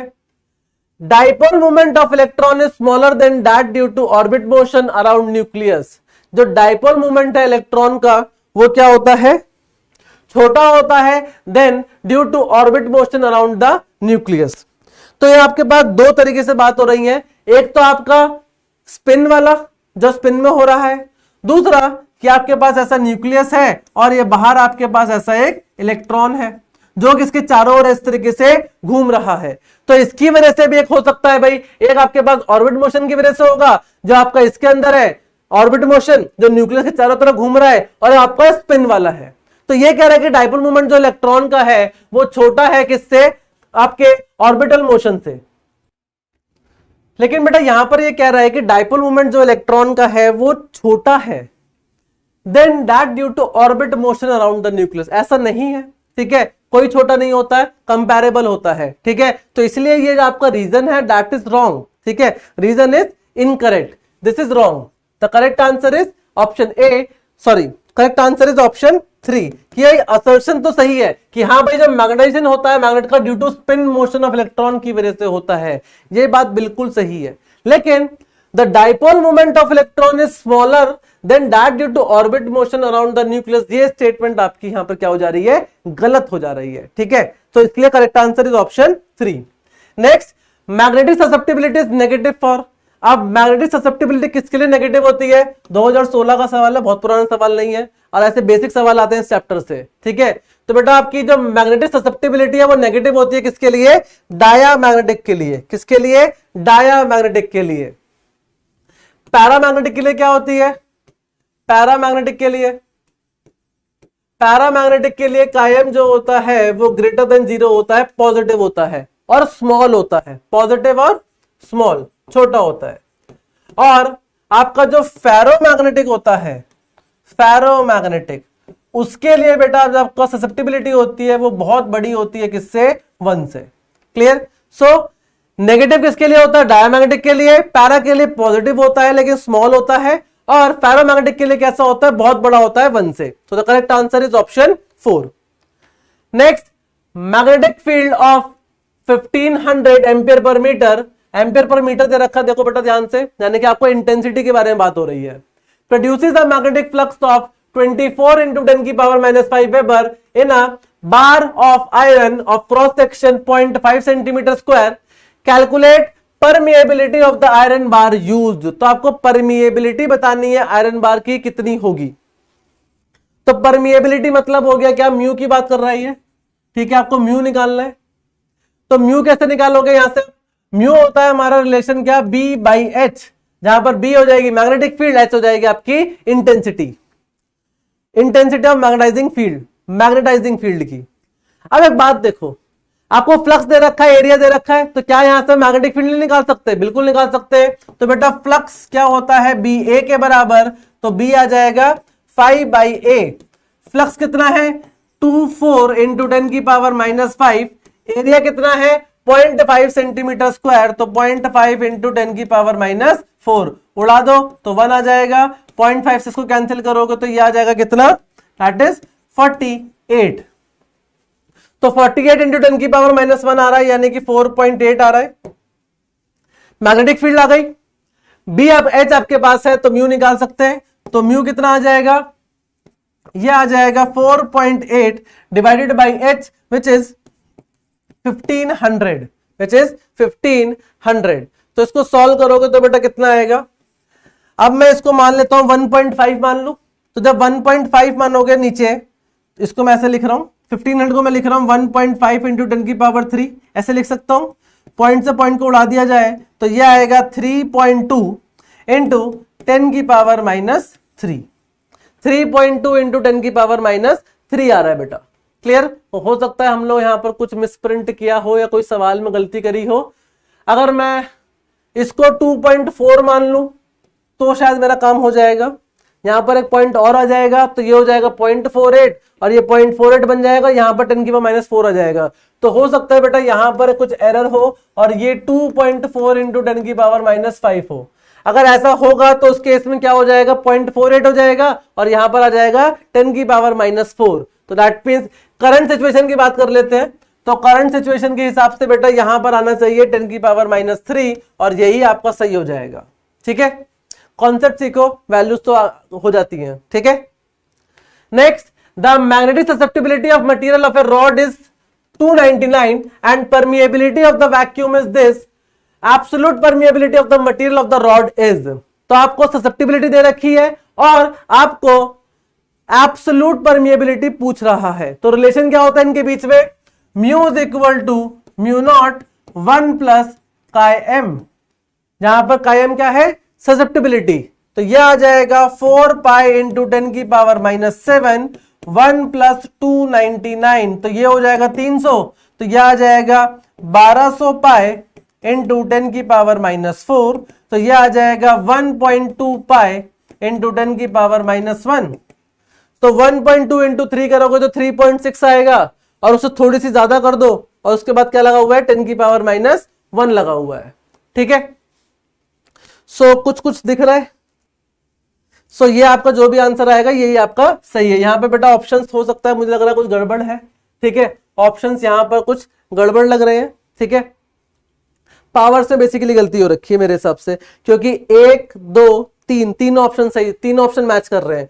सो करेक्ट आंसर यहां से आ जाएगा आपका, तो ये कुछ आएगा आपका 3.77 इंटू 10 की पावर -1। ठीक है जी, ये कुछ आएगा। तो यानी कि अगर मैं इस फॉर्म में लिखूं तो ये आ जाएगा 3771 इंटू 10 की पावर -4, ऐसे आना चाहिए। तो 3771 इंटू 10 की पावर -4 कर देता हूं इसको मैं, तो मेरा आंसर 2 सही हो जाएगा। ठीक है, तो मेरा आंसर 2 सही हो जाएगा। ऑप्शंस पे करेक्शन है बेटा, ठीक है, उसके लिए माफी।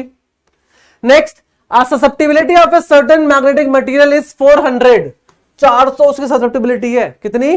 400। What is the class of the magnetic material? तो उसकी क्लास क्या होगी? तो बेटा ससेप्टिबिलिटी बहुत ज्यादा है, तो ये मटेरियल कौन सा होगा? This will B ferromagnetic. कौन सा होगा? फेरोमैग्नेटिक। पैरामैग्नेटिक के लिए कायम ग्रेटर देन 0 लेकिन स्मॉल होता है, छोटा होता है। डायमैग्नेटिक के लिए ससेप्टिबिलिटी कैसी होती है? नेगेटिव होती है, और फेरो के लिए बहुत बहुत बहुत बड़ी होती है। Clear? So the correct answer is option 3।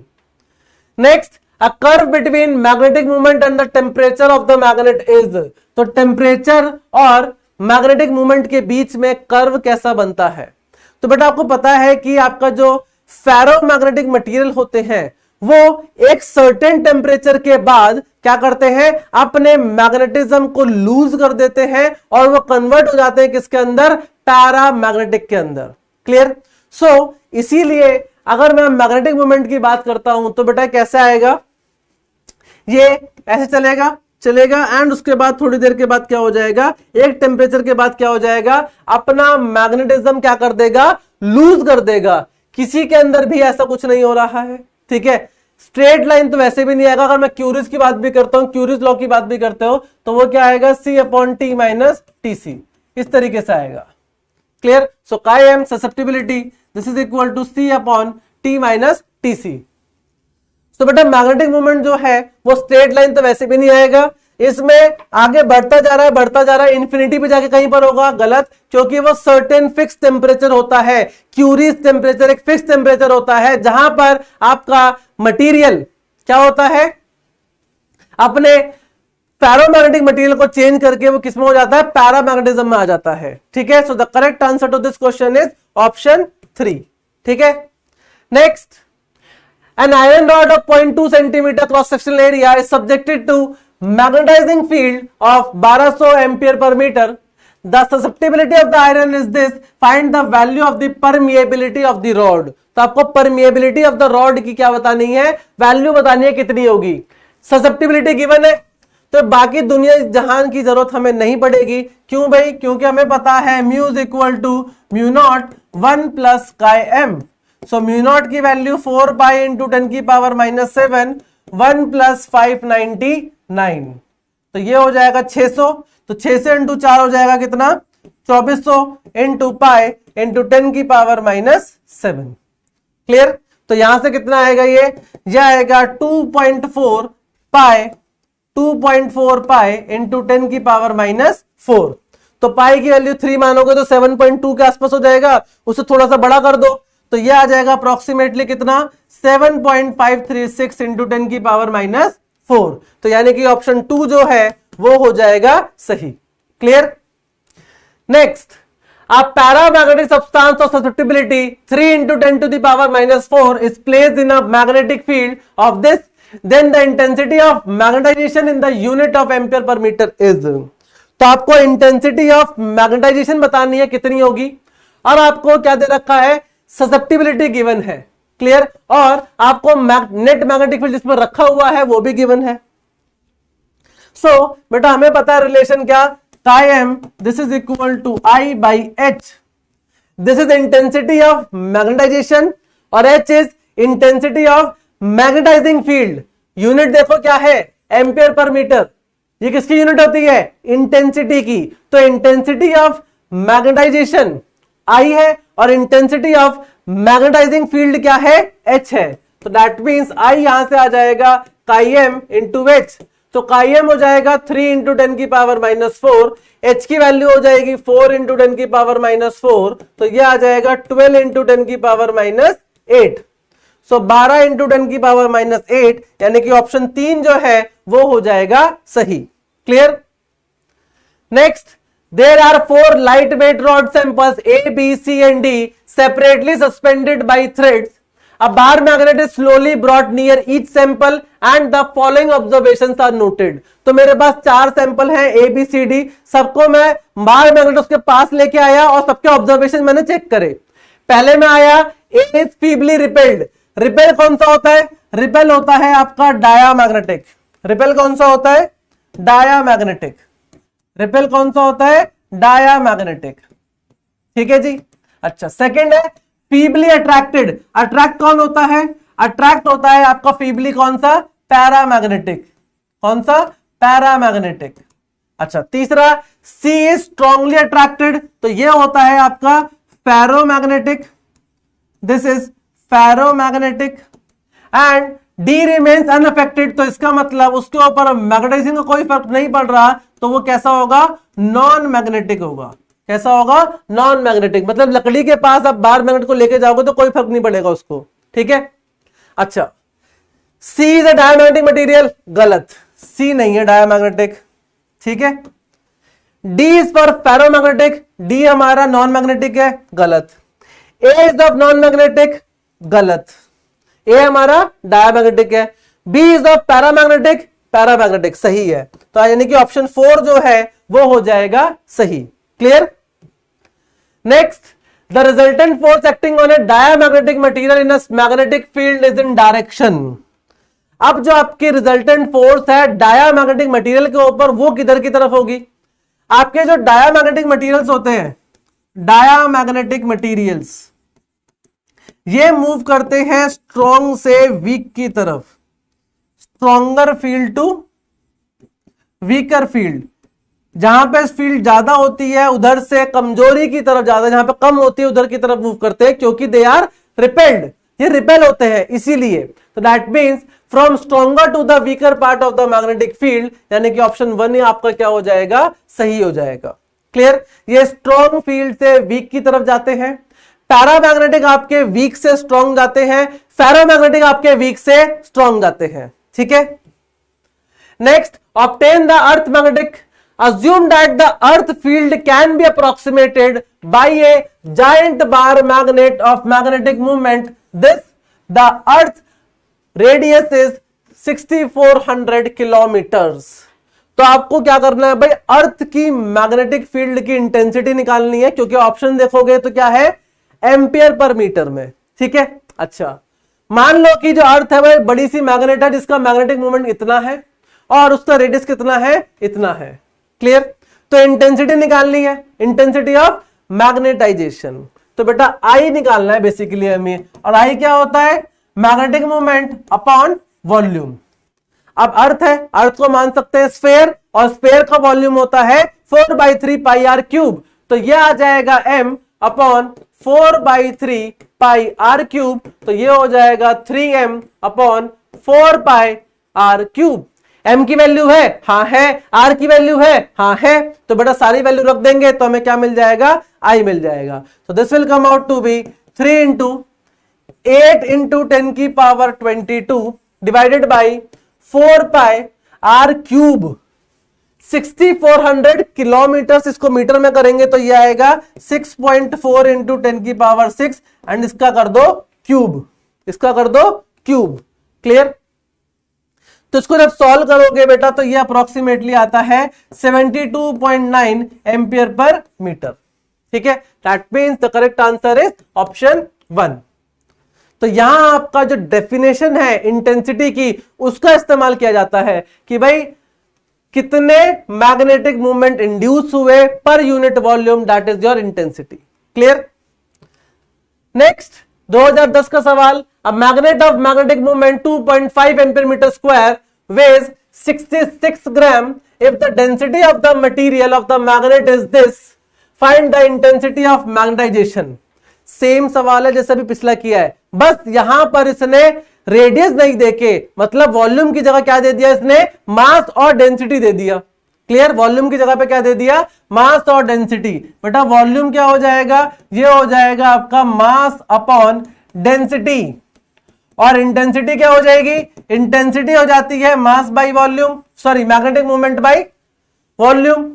तो मैग्नेटिक मूवमेंट तो मेरे पास है दैट इज 2.5, वॉल्यूम के लिए मेरे पास मास है कितना 66 ग्राम, केजी में करेंगे तो 10 की पावर -3, एंड डेंसिटी आ जाएगी ऊपर, तो डेंसिटी कितनी हो जाएगी, डेंसिटी कितनी है दैट इज 7500। क्लियर। इसको सॉल्व कर लोगे आपका आंसर आ जाएगा, ठीक है। इसको सॉल्व कर लोगे आपका आंसर आ जाएगा, ठीक है। सो बच्चों, आपका नीट सिलेक्शन एक्सप्रेस में आपने मैग्नेटिज्म मैटर को कर लिया समाप्त, ठीक है। आई होप आप लोगों को सब डाउट क्लियर हो गए होंगे। बेटा मेरे हिसाब से यहाँ पर जितना भी कॉन्सेप्ट आपके इस चैप्टर के अंदर है वो ऑलमोस्ट सारा कवर हो चुका है। जितने भी रिलेटिव क्वेश्चंस आपके बन सकते हैं, जितने कॉन्सेप्ट आपके नीट के लिए इंपॉर्टेंट है, वो सारे के सारे इसके अंदर कवर्ड है। क्लियर? सो बेटा पढ़ते रहिए, मुस्कुराते रहिए। All the very best.